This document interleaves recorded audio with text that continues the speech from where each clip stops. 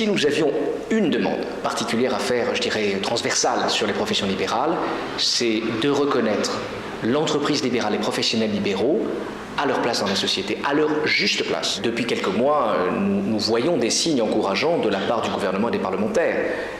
Ça s'illustre par quoi? Ça s'illustre par une nouvelle écoute.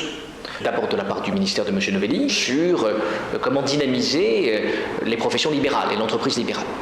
Une écoute dans d'autres ministères, celui de M. Wauquiez, à Bercy, aux affaires sociales, etc. Des signes également de la part de certains décideurs politiques qui n'hésitent pas à dire à quel point un certain nombre de secteurs des professions libérales sont importants pour notre pays. Le milieu des professions libérales, qui est un milieu que je connais bien, ce qui moi me frappe le plus, c'est que ce sont des gens qui représentent 700 000 entreprises, 1 800 000 employés, et qui aujourd'hui souffrent d'abord d'un manque de considération. Et ça, je trouve ça absolument désolant.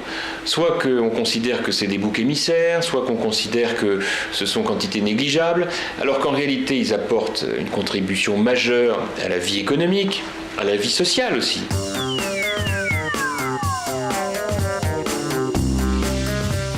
Nous avons vu lors du débat sur la loi sur le dialogue social dans les TPE que finalement les TPE étaient à 92% des entreprises agricoles, ou bien libérales, ou bien artisanales.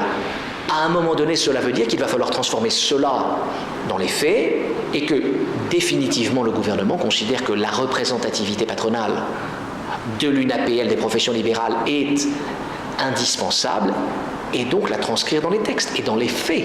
Ce discours, il ne s'adresse pas à une population d'hommes politiques de droite, pas plus qu'il s'adresse à une population d'hommes politiques de gauche. Il s'adresse à l'ensemble des décideurs politiques. Et nous sommes évidemment très conscients de cette réalité et volontaires dans l'idée d'expliquer à l'ensemble de nos décideurs comment et pourquoi nous devons continuer de jouer ce rôle qu'on nous a un peu nié, oublié. Et cela ne peut pas durer. Cette demande de représentativité, elle est légitime. Il faut que telle catégorie de professionnels qui exercent une activité aussi importante soit prise en compte dans tous les domaines, y compris dans la représentativité dans toutes les instances. Et notamment, du reste, les instances régionales. Et je serais favorable, je le dis très clairement, à ce que les professionnels libéraux, leurs représentants, puissent être demain en situation de représentativité et d'influence reconnue de manière beaucoup plus importante qu'ils ne le sont aujourd'hui dans la représentation régionale comme nationale.